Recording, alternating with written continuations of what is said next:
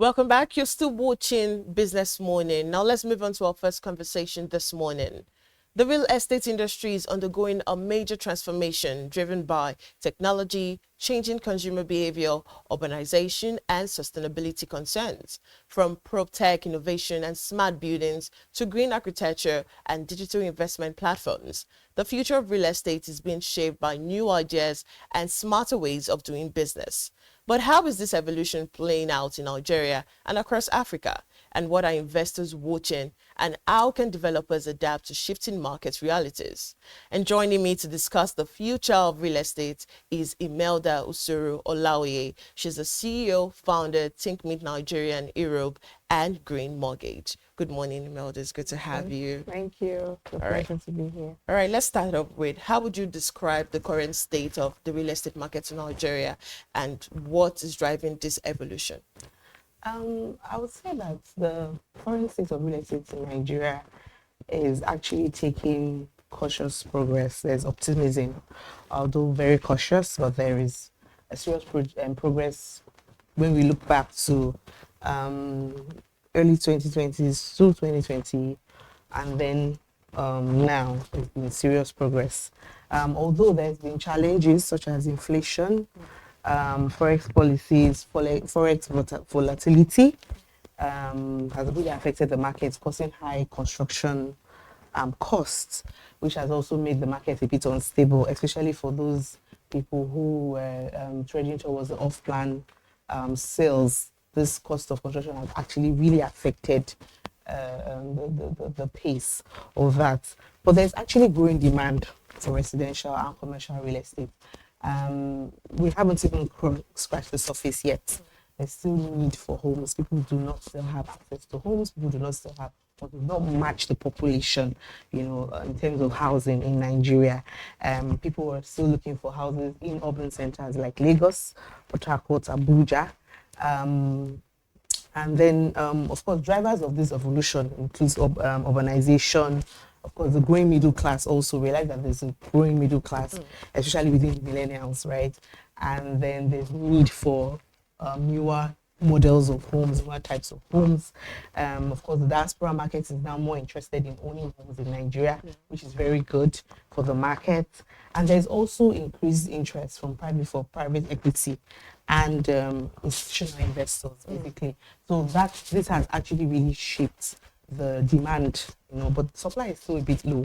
But the demand is now high. There's more awareness. People are now more aware of real estate investment and modalities around it. Yeah. All right. So what will you say are the key trends that are actually shaping the real estate industry? And I'm talking both globally and locally.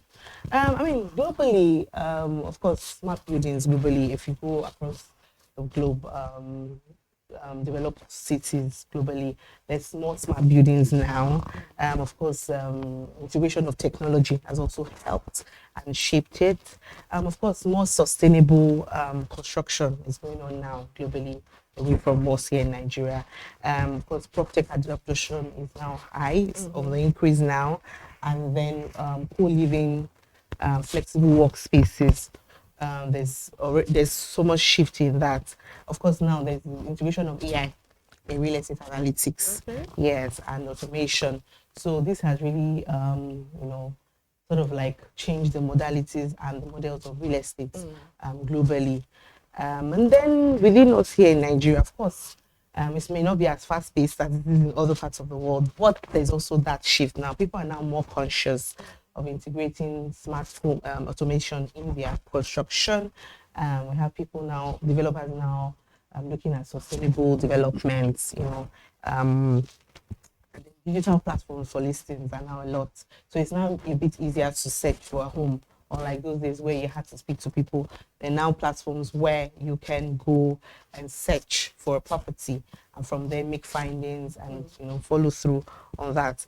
Of course, there's also the rise of mid-income housing developments here in Nigeria. People are now more interested in living in urban cities, and not just urban cities now, apartments or homes that are tailored towards urban cities, right? People do not really want those big homes anymore those days where you have 10-bedroom duplexes. So you now see that people now want smaller house. Even if the house is a 4-bedroom duplex, right? They still want it to be smaller, it's more compact because of maintenance and all of those things. And there's also the growing interest in mixed use development. If people want to live in a space that has everything in it. They want a space that has a gym, they want a space that has a spa, they want a space that has a cinema in the structure, right? Just because they're working from home. Many people are working from home, especially the upper middle class now. So they want everything to be in the same space. And then there's now interest in build to rent homes, and then maybe off-land properties where they're buying and then paying over a period of time during the construction period.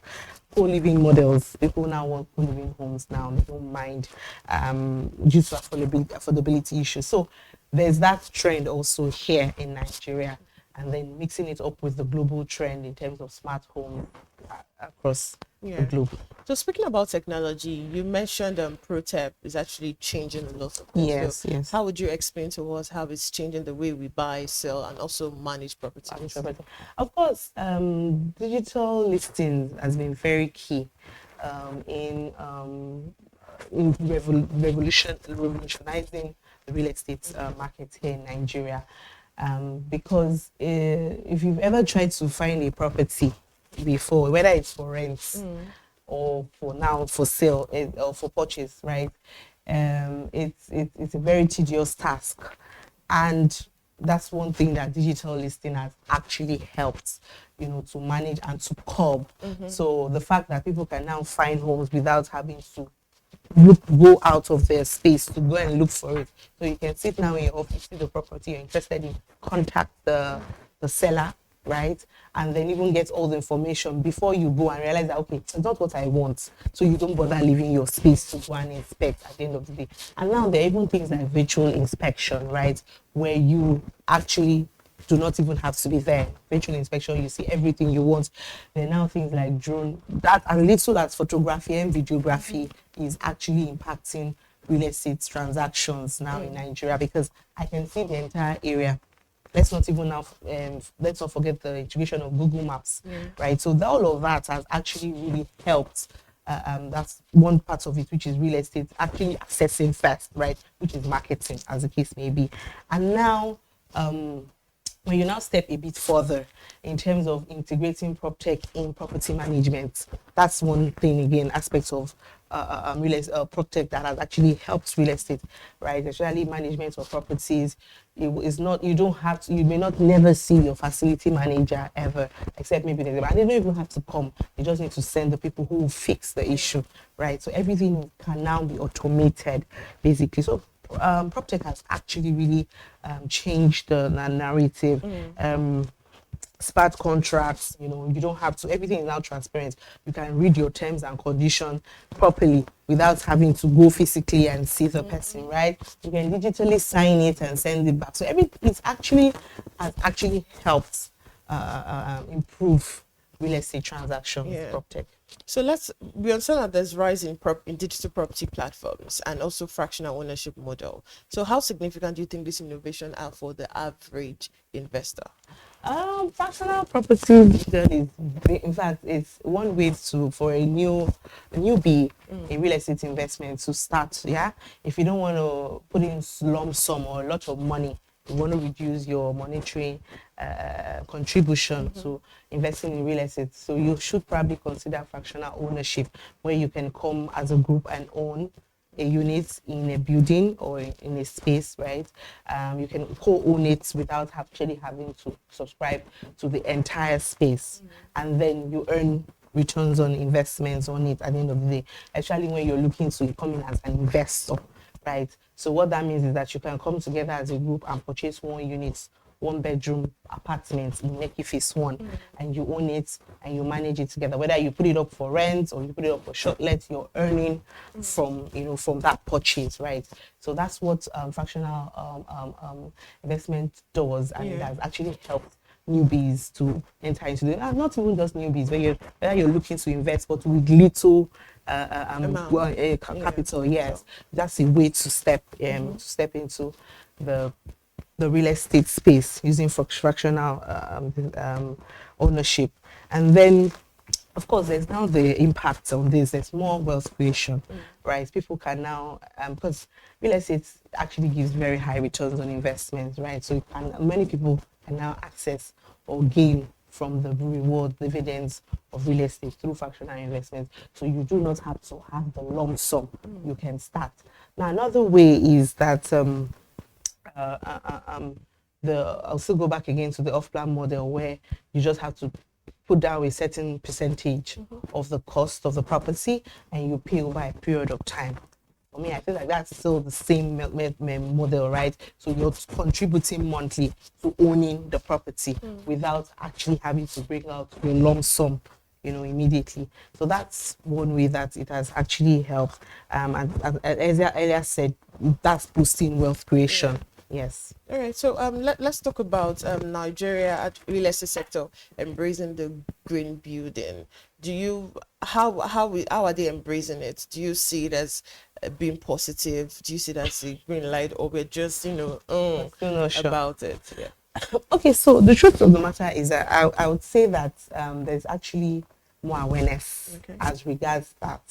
And more awareness in the sense that you see that because of the terrain that we have here in Nigeria, right, it's actually easy to integrate green buildings into what you're doing, because most of the time, although I'm sure probably we'll talk about it as we go further, right, but most of the time infrastructure is done even by the developer.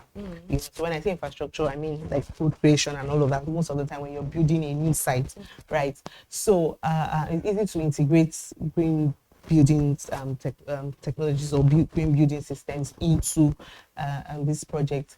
And I think that there's now more awareness for it. It's actually there's more awareness now. Developers are now more concerned about, okay, so I'll ensure that there's solar in this structure, and then people have the options. Either you want to buy it as it is without solar, or you want the solar option. So you can actually integrate it from the beginning of construction because of the off-plan models also, so they can integrate it while construction is ongoing, and the subscriber can choose for it. So there are now more energy conservations and integrated in building construction, right, as they're building. So I think that's alone has actually helped the whole flow of integrating green building technology into construction here in Nigeria. And then people are now looking for smarter ways to construct. I know there are some companies that make use of, they actually recycle the wood that they use for construction, right? They ensure that they use there's more lights. When I say more light, so less cement, less block work in construction. So they're more bigger. They're bigger windows now. What we call windows. So they're now bigger, right? You see that floor to roof, floor to ceiling is really high in terms of the glass space. That's a way to integrate green building, because what that means is that you're using less block to construct. So there's more light now in structure. Those are the things. And that way, if there's more light, you don't need to always turn on your lights because the place is always bright. Right? Maybe you probably use your lights only in the night, right? And then even in the kind of materials now, finishing materials, there's now more awareness as to also we're having energy conservative materials now, and bulbs are now energy conservative. You don't have to turn on, as little as turning on your security lights all through the night. You can avoid that by having censored lights installed. So what that means is that when somebody comes in and then it's actually, I don't know if you feel, you've seen that there's a sensor, and that's when it comes on. That way you're conserving power because you don't have to turn on the lights all day. So we're now more aware, right, of it. And the good thing about it is that it's, like I mentioned, it's easy to integrate it here now, because when we're building in Nigeria, because of our terrain, most of the times building comes before infrastructure. You will see that construction has started before road was created. There's apologies to, but that's the reality, right? So it's easy to actually integrate these the green. All right. So let's talk about smart homes and smart cities. Do you think we are close to actually seeing it as a mainstream reality in Nigeria? Of course, yes. And then there's now another thing is now, because there's edge certification here. So if with edge certification, once you're building you can actually work towards the integration of green buildings and smart, but sort of like all mixed and angled. Once you've integrated green technology into your building, it will become a smart home one way or the other, right? And so when you go to a lot of projects now across Lagos, even in Abuja, and Port Harcourt, across the cities in Nigeria, smart home integration is very high. I'm sure that if there are 100 houses, probably 80 is maybe 90 is smart home automated, right? And that's also because, like I mentioned, there's more awareness, right? And there's edge certification for developers. So those things have helped shape that narrative. All right, so I'm just going to like go down to like my almost final question, just about you making prediction about what the real estate is actually going to be like in the next 10 years with everything that you've mentioned today. Of course, when I started, I said that I feel like we're just scratching the surface. In fact, real estate in Nigeria has just started. So whatever we're seeing is still the surface. We're now more, and I believe that real estate is one sector that is going to really shape the economy of Nigeria. And it's so good that the government has noticed it. And that's why they have now started giving out, coming up with financing models for real estate purchases in Nigeria now through government subsidized loans, mortgages for purchase of home through the MREF and the help to own mortgage by family home funds, right? Because government knows that real estate in Nigeria is actually in one sector that is going to greatly shape the economy of Nigeria. Whatever you're saying now is just base, it's just surface level. There's still more, because remember that we haven't met this, we've not even, the supply is still very low compared to number of people that we have in Nigeria, right? So that's compared to the number of people that we have in Nigeria.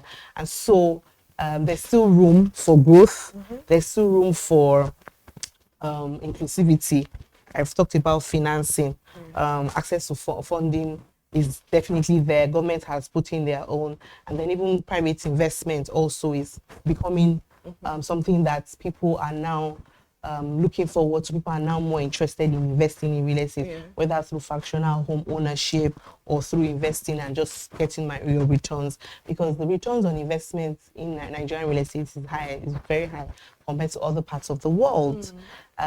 Nigeria is the one only country that you can buy a home for 30 million naira today, and then within the next 1 year selling for 80 million naira. It only happens here in Nigeria. Yes, and like I mentioned earlier, we're just saying it's just started. We're going to still see more of those as the economy grows, as the economy improves. Yes, there are challenges when it comes to forex instability and all of that. However, what matters is that there is still high demand for real estate purchases here, right? And the demand is way more than supply. They haven't been able to make. So whenever there is high demand, there's always going to be an increase in the cost and an increase in returns. You understand? There's always going to be an increase in returns because people are demanding, and the supply is lower than the demand. So there's always going to be high returns in that regard, right? And then digital transformation, of course, in the next 10 years is going to be better than what it is now. I see that the government some state governments are already working, actually Lagos state government, they're working on digitalizing land searches, right? So what that means, you don't have to send your documents to allow and go and check.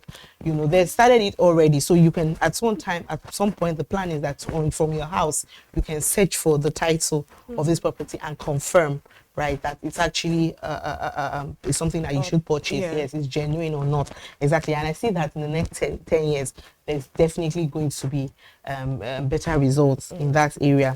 There's sustainability inclined also. There's already, I mentioned that the smart homes are there already. There's people are integrating green technology in buildings, right? There's going to be more of that. We're going to see more of that coming up. More newer ways to build, and aside from newer ways to build, also the home automations will also get better, in Nigeria. And also professionalism is definitely one key thing, because a lot of things have happened even this year that has helped made real estate companies go back and think about how to make it better, right? You see more conversations happening, like we have the real estate discussions and awards coming up on the 21st. That's the interesting part. Yes, coming up on the 21st and 22nd. Those are conversations that we're going to have about how. So you now see that government is now more involved, right? Public sector is coming to meet with private sector. They always come and talk about. They're now more willing to come out and talk to the private sector. Yes, on ways to make this thing work better. And that's, for me, is a very very good sign. Yes, positive sign as to the revolution of real estate in Nigeria. So speak to us, because that's the interesting part that I was saving for the last. Speak to us about REDA 2025. Let us know what it's about. Okay. So the real estate discussions and awards for this year is going to be the 6th edition of the conference this year. And over time, I would say that, again, for me, that's another way that we have seen that real estate in Nigeria is growing, especially because of the way, the reception that we have from participation at the government level, at the events, right? This year, we're going to be having the CEO of the Ministry of Finance Incorporated, Dr. Armstrong Ume is our keynote speaker, one of the keynote speakers for this year's conference. We also have the Commissioner of Fiscal Plan and Urban Development here in Lagos, also being the keynote speaker at the event. And this shows that government is really involved. They're really interested in real estate evolution in Nigeria. And I would call on all developers to make use of this opportunity, all players within the industries, make use of this opportunity to speak with government, especially at events like this, where there's going to be open conversations. You can share your thoughts on whatever it is and then discuss. Because trust me, these conversations are going to be taken back and also used in improving, the sector, exactly, whether at the government level and even at the private level, right? So it's a good platform for all real estate stakeholders to participate and share their views, share their thoughts, learn, network. And we over the years at REDA, we've always had discussions that actually do reshape the sector, right? So we're going to be having more of that. Focus on this year is actually regards to funding. The theme is back to the basics, the future of real estate, right? Because we actually need to go back to the basics. And it's good that within this year we've seen hands move from the government level through the funding opportunities that I mentioned earlier. Banks are now more open to giving loans, helping people, financing projects now for people. Banks are now, there's now a lot of funding available, right, for home purchase. So what we're going to be discussing is, the fundings are available, there's more interest in that regard, but how do we get the properties? How do we ensure that there are properties available? Because if all the funds are available and there are no properties, there's no that's another business. There's no business. Still the same supply issue. And how are you even able to ensure that whatever you are building can be funded? Right? Does it have the right title?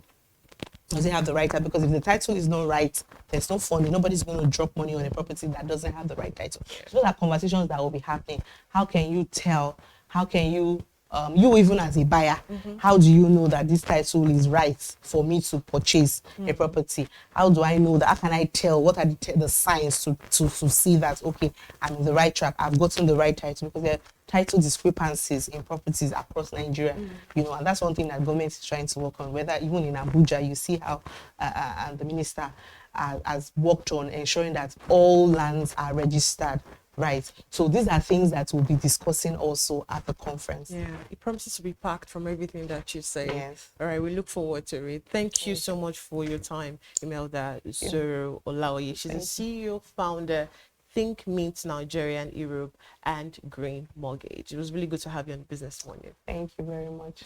All right, still to come after the break, SaaS innovations powering the financial and creative sectors. Just stay with us. Welcome back. You're still watching Business Morning. Now let's move to the second conversation for today, where we're exploring how software as a service, that SaaS solutions, are transforming two key pillars of modern economies, the financial and creative sectors. From digital banking and automated accounting tools to AI-powered design platforms and cloud-based collaboration suites, SaaS has become the engine driving innovation, efficiency, and global competitiveness. But what's fueling this rapid adoption? How are local startups leveraging SaaS to scale? And what challenges lie ahead in data security, pricing, and infrastructure? Joining me to unpack this insight is Samuel Ngadi. He's a co-founder, My Gig Sport, former B2B and Gen AI adoption leader, and LESG and Moody's. He has been at the forefront of driving digital transformation across industries. Good morning, Samuel. It's good to have you on Business Morning Show. Good morning. Thank you so much for having me. It's an absolute pleasure. All right, let's begin. Could you break down what SaaS really mean in today's business landscape, especially for those outside the tech space? Thank you so much. I think, first of all, you defined it, pretty much broke down the acronym in that it's a software as a service. So basically, SaaS is a software that provides a functional service, usually over the internet and cloud-hosted systems or cloud-hosted platforms. When you download an app that runs on the internet, you're essentially using a SaaS platform. And for businesses today, what it does allow is it's powered a lot of the revolution we're seeing in business. For example, the hybrid work culture now we have now post-COVID versus also driving discovery and seamless connections and collaboration, which you touched on in your submission earlier, where you have multiple people working on the same product, on the same project on one platform. These are SaaS platforms. Essentially, it's also driving interconnectivity of sectors. So you have products in the creative sector, for example, that leverage financial tools or embed financial solutions within just to further monetize, but also to grow, to scale wider across regions. I think one of the biggest impacts of SaaS platforms in today's business is global reach. So you have local, small time or relatively smaller companies that now have access to the same tools and solutions that large companies would previously have exclusive access to, because these solutions are now hosted on the cloud. They're now hosted and accessible over the internet, but also as a result of hosting platforms online and the cloud, i.e., which the SaaS solutions provide, there's reduced cost and there's reduced complexity. And so a small business can have access to really complex software without hosting or paying for the internet, without paying for the server charges to be able to have these platforms. Also, they're able to run updates and provide more secure platforms because the providers of these platforms have exclusive ownership to them and they're managed by them. I think what this is doing is helping businesses become more agile, make decisions quicker, but also scale quicker. And we're seeing a lot more integrations, like I mentioned earlier. All right, so how would you now describe the current state of SaaS adoption in Nigeria and also Africa, particularly in the financial and creative industries? Yeah, so I think I touched on this a bit earlier. So I'd like to split this into two kind of distinct phases. We have pre-COVID and post-COVID. Starting from pre-COVID, we had a system of work, and not just in Nigeria, but across Africa and across the world, where it was highly defined by in-person conversations, in-person meetings, people having to be physically at a location to essentially carry out work. Versus post-COVID, where we've seen SaaS systems like, we're talking right now on Zoom.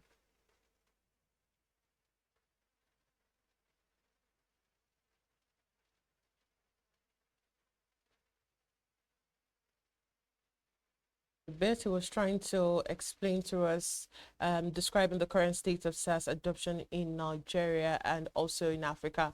We'll go on a quick break now. When we come back, we'll see if we can still get across to Samuel. Stay with us.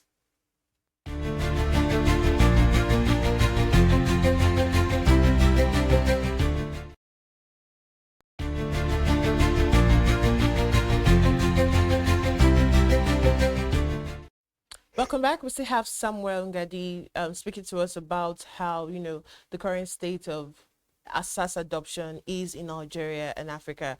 Sam, over to you. Yeah, thanks. So as I was saying, we're seeing the adoption is relatively low compared to a few other African countries, maybe like South Africa, but it's growing and it's growing really rapidly. And we're seeing businesses migrating now to the cloud. About 35% of businesses in Nigeria are essentially migrated to the cloud, and that number is growing. It's growing at a rate of, according to recent research, 25% annually.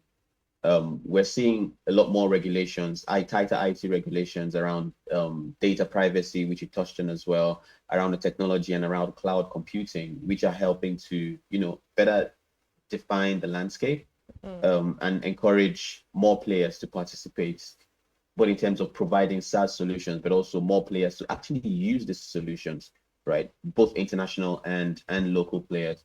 And I think with technology developing, we're seeing a lot of technology providers now moving from 4G to 5G, and this can only really improve the service delivery for SaaS platforms. But I think the biggest indicator of the state of SaaS adoption in Nigeria is how the user behaviors are shifting. So if I touched on, I mean, the revolution in fintech is very largely televised, especially in Nigeria. We have several unicorns that are in the fintech space. But if I touched on the creative economy sector for a second, we have now more platforms, and users are more open to platforms that allow them to collaborate, to manage their assets. But I think most importantly now, to monetize their talents, to monetize their skills, and to monetize their creativity. And these platforms are moving from what we had as nice to haves to becoming very essential and must haves for players in this space. So this is pretty much definitive of the state of adoption of SaaS systems in our market today, where we're realizing the benefits and more people are willing to give it a try and come on board. All right, so let's start with the financial sector. How do you think SaaS solution has transformed banking, lending, and payment systems? I think, it's massive. The financial sector is massive. When you talk about your banking apps, these are essentially SaaS platforms for the most part. And so you can bank from anywhere. You literally can do more on a mobile phone or on a computer than you could potentially do in some cases actually walking into the bank. You have a couple of banks now that are purely digital, and these banks are operating SaaS systems. So what we're seeing is quicker time to market. We're seeing banks are able to onboard users faster, and they're scaling rapidly, but they're also better. They're able to manage their resources a lot better. So for example, where a period where there's massive influx of traffic, you have these SaaS platforms and cloud providers that are able to spin up multiple instances to manage that huge influx of users, versus when there's a relatively lower, like a downtime in number in the usage. But I think with other sectors in the financial ecosystem, with other verticals rather in financial ecosystem, we're seeing lending, for example. We have AI driven platforms that are now able to, for example, carry out credit checks for potential borrowers. And this is opening up a whole different market especially for unbanked borrowers, to be able to access the financial system and access financial products. And we have payment systems as well. We have SaaS platforms enabling digital transactions, e-commerce, for example. E-commerce is being fueled by a lot of the fintech platforms and fintech infrastructure that we have today, like your Flutterwave and your Paystack, for example. These are fueling the growth of e-commerce and several other sectors. And so we're seeing that interconnectivity in fintech with fintech solutions. All right, so we're also seeing fintech, like you mentioned, rely heavily on SaaS for scalability. So what are some standout innovations or use cases driving this growth? Oh, in Nigeria, mobile is huge. So mobile first innovations is very critical has been very critical to the growth of SaaS platforms. We have also we have digital wallets. That's one major innovation as well that is driving the growth. So users don't need to have kind of physical cash. They can have money stored in their wallets connected to their banks, and they're good to go. AI is very topical right now. That's another innovation that's driving growth and automation. And we have, I touched on embedded finance. We have real-time analytics as well. Now with having a SaaS digital driven platform, you have access to real time analytics on performance, on various indicators, which are ultimately helping to drive growth and user intelligence. And I think another big one is personalization. So if you take, for example, in creative space, you have your Netflix, and Netflix is a typical SaaS platform. You could, when I log into my profile, I'm seeing something different from someone else, right? This is only possible because these platforms are hosted up at the cloud, and they're able to offer to a large degree more personalization to the user experience. We talk about localizing, so we have platforms that now can potentially offer various pricing and payment options. So there's a lot going on, and there's a lot of innovations in this space, and these are ultimately driving the growth. And with these innovations, because we're innovating based on what users really want, and because these innovations are largely user driven, we're seeing a lot more growth and a lot more adoption of these. All right, we've looked at the financial part and also the fintech side. Now let's move on to the creative side. How are SaaS platforms empowering creators, designers, and also agencies to collaborate and monetize their work globally? Yeah, I mean, I think, or rather, the creative sector, the creative industry is very largely passion driven. So most of the players in this space, both institutional players and but also individual players, are largely driven by passion, or driven by a mission or cause. I think what SaaS platforms are helping to do is boost discovery. So you can sign up to a platform as a creative, and you get easily discovered. Um, but it's also helping, and this can then help boost their growth as creatives, or as a creative institution. But we also discovered, seeing that it's helping to streamline creative processes. So a lot of things that are happening, or that do happen in the creative industry, are largely informal. Take, for example, if you wanted to, I don't know, hire a creative talent for an event, for example, or say you wanted to get a live band for a wedding, right? A lot of times these are taking place via word of mouth, but via referrals. But what we're discovering is, with having SaaS platforms, we're able to platform these creatives, and we have access to more of them, but also you have access to a lot more data points to help make a decision around who are the perfect providers for the service that you're looking to deliver. Um, and I've touched on being able to streamline the creative process. We have AI-driven SaaS platforms as well, that go a step further to create content and to accelerate the content creation process. So a typical content creation process that would take hours now can now be done in minutes, and with AI augmentation, right? And we're seeing a lot more data points that can be used to further drive the growth of the creative sector. So there's, I mean, the future is very bright for the creative industry. I do really believe this. All right, so how important do you think cloud infrastructure is, and how reliable the internet connectivity is to sustaining these SaaS models in the emerging markets like Nigeria?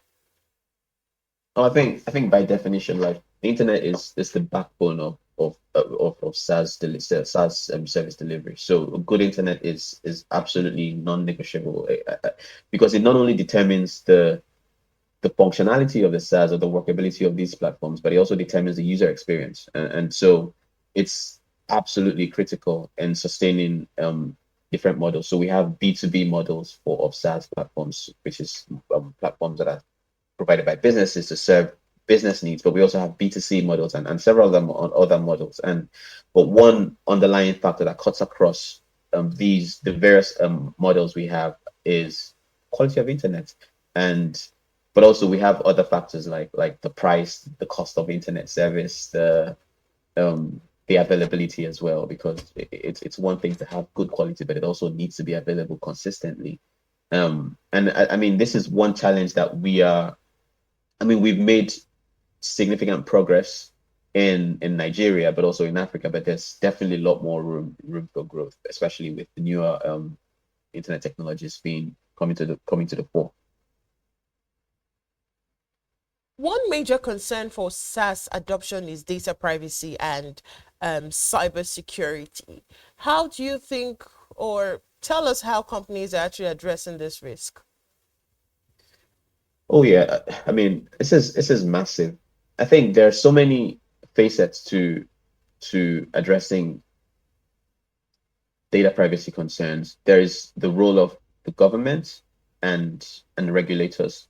There's also the role of the companies, right, and the service providers. But and thirdly, there's also the role of the users and the consumers of these solutions and services. And we all play different roles. They're different, but they're ultimately complementary in terms of the risk exposure could be from any of these points.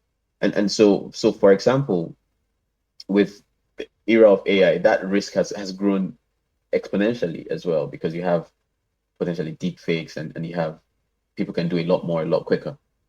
And so regulation is very key. Regulation is very key. I know in Nigeria we have the NDPA, which is the Data Protection Act, which is helping to define kind of data protection frameworks and the baseline for how user data and consumer data should be managed. But I believe that a lot more could be done in this space, and a lot more is already being done in this space. And I think this should be seriously encouraged. We also have companies that are investing heavily in cybersecurity. We have a lot more focus on technologies that help identify AI driven AI driven risk, spoof attacks, phishing attacks, and malicious and fraud based attacks. And so this is a major concern because essentially what SaaS does is democratizes a solution, giving the solution to people to various people at the same time simultaneously. But with this also creates the exponential risk from each of these points. So it's a very critical aspect that would constantly need to be addressed. Finally, Samuel, before I let you go, what advice would you give to entrepreneurs looking to build or integrate SaaS solution into the financial or creative ecosystem?